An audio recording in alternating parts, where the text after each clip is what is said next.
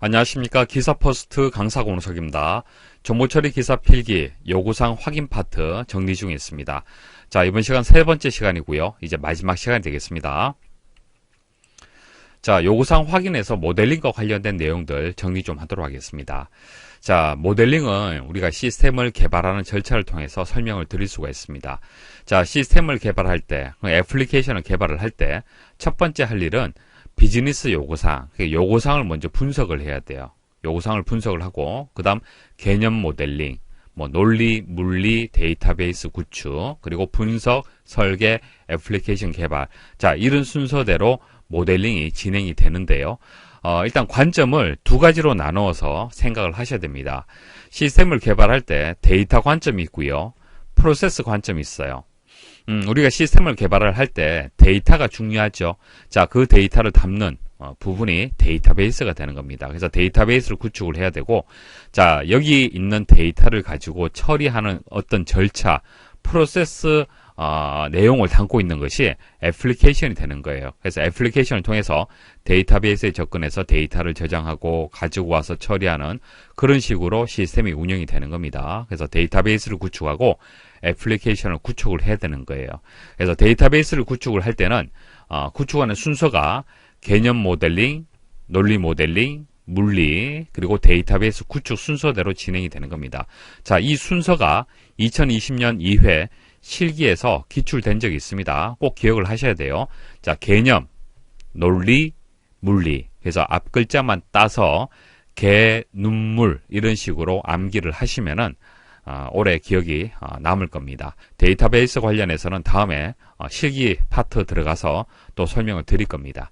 자, 이런 순서대로 데이터베이스 구축이 되고, 애플리케이션은 개념 모델링을 하고 분석 모델링, 설계 모델링, 그리고 애플리케이션을 개발하는 순서대로 진행이 됩니다.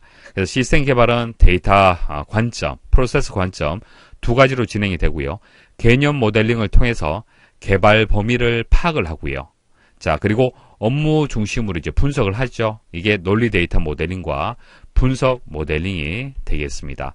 자, 이 단계를 거쳐서 개발하고자 하는 환경을 고려해서 설계하는 단계가 물리 데이터 모델링, 그리고 설계 모델링 과정이 되겠습니다. 자, 이 단계를 통해서 이제 구체화가 되죠. 자, 구체화가 되고, 그 다음 이제 개발하는 그런 단계로 진행이 되겠습니다. 자, 모델링의 정의를 설명을 드리면요. 복잡한 현실 세계의 현상을 특정한 목적에 맞춰서 일정한 형식으로 쉽게 이해가 되도록 표현하는 것을 모델링이다, 그렇게 해석을 할 수가 있습니다. 그러니까 현실 세계에 다양한 현상들이 있죠. 자, 이것을 우리가 이제 A라는 사람이 해석하는 것과 B라는 사람이 해석하는 것과 C라는 사람이 해석하는 것이 좀 다를 수가 있습니다. 그러니까 우리가 시스템을 개발할 때 개발자 한 명이 모든 내용을 개발하는 것이 아니라 팀 단위로 개발을 하잖아요. 그렇기 때문에 팀 내에 팀 구성원들, 팀원들끼리 서로 커뮤니케이션이 되어야 됩니다. 그래서 모델링이 필요하다는 얘기예요. 그래서 일정한 형식, 서로 알고 있는 형식을 이용을 해서 현실 세계를 표현을 해줘야만 서로 커뮤니케이션 하면서 문제없이 개발을 완료할 수가 있는 겁니다. 그래서 현실 세계를 추상화, 그러니까 모형화하는 거고요. 단순화하고 명확화해서 모델로 만드는 것을 모델링이다, 그렇게 이해를 하시면 되고요. 자, 모델링 특징 세 가지가 있습니다. 자, 추상화, 단순화, 명확화. 자, 이런 것은 시험에 나올 수가 있겠죠. 자, 시험에서 모델링의 특징은 아래와 같다. 자, 추상화는 이렇게 설명을 하고, 단순화도 이렇게 설명을 해줘요. 그리고 이 부분은 이제 블랭크로 주어지고 설명을 줍니다. 자, 블랭크를 채워라, 이렇게 나올 수가 있습니다. 그래서 세 가지가 있다는 것을 일단 기억을 하셔야 되고, 추상화는 이제 모형화, 가설적이다. 자, 이런 개념으로 이해를 하시면 되는데, 현실 세계를 일정한 형식에 맞춰서 표현한다라고 이해를 하시면 되겠습니다. 자, 특정 양식이 있다는 얘기예요. 표기법이 있다는 얘기입니다. 거기에 맞도록 표현을 해야 된다. 자, 그리고 단순화. 자, 복잡한 현실 세계. 현실 세계 복잡하잖아요. 그죠? 자, 그 복잡한 현실 세계를 약속된 규약에 의해서 제한된 표기법이나 언어로 표현을 해서 쉽게 이해할 수 있도록 하는 그런 개념이 되고, 자, 명확화는 누구나 이해하기 쉽게 하기 위해 대상에 대한 애매모호함을 제거하고 정확하게 현상을 기술하는 것을 의미를 하는 겁니다. 자, 이렇게 세 가지가 있다는 것을 기억을 하십시오. 자, 이렇게 해서 이제 요구사항을 이제 분석을 해야 되는데, 요구사항을 분석을 할 때 케이스 도구라는 용어가 나옵니다. 자, 케이스 도구는 이전에 한번 간단하게 말씀을 드렸는데, 자동화라고 생각을 하시면 돼요.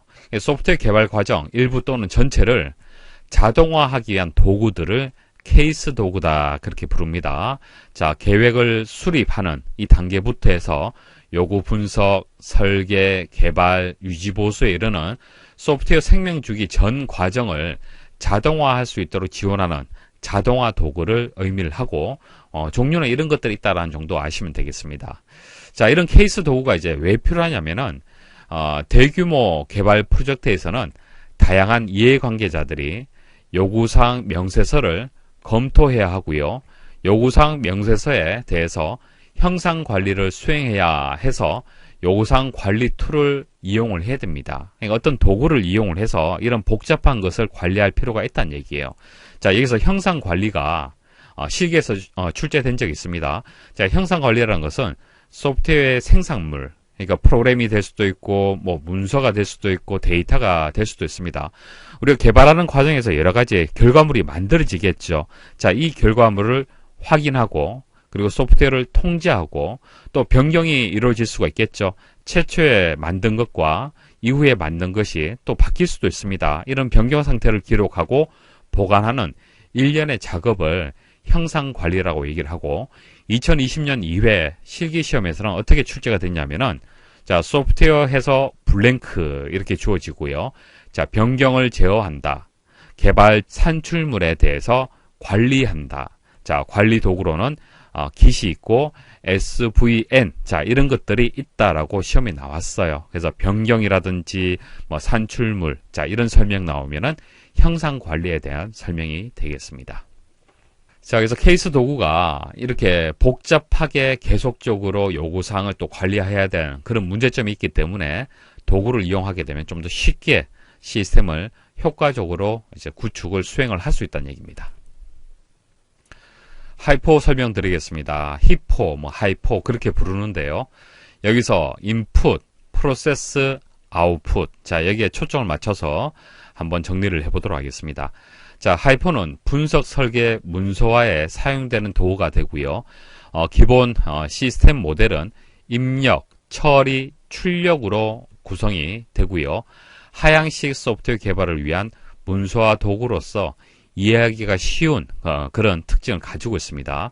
자, 변경이라든지 유지 보수를 쉽게 할 수 있도록 용이하게 해주는 그런 도구다, 그렇게 보시면 되겠습니다. 여기서 하향식이란 것은 뭐 실기에서 자세히 설명을 드리겠지만은 위에서 아래로 먼저 메인이 있으면은, 예를 들어서 계산기 프로그램이 있으면은 이 계산기 프로그램을 덧셈, 뺄셈, 곱셈, 나눗셈 이런 식으로 기능을 이제 구조적으로 계층 구조로 나눌 수가 있겠죠. 자, 그런 개념을 생각을 하시면 되겠습니다. 자, 하이포 종류 세 가지, 자, 세 가지 구성에 대해 설명을 드릴게요. 가시적 도표, 총체적 다이어그램, 세부적 다이어그램, 이렇게 세 가지로 구성이 되어 있습니다. 자, 가시적 도표라는 것은 금방 말씀드렸던 이런 구조예요. 이게 뭡니까? 트리 구조죠.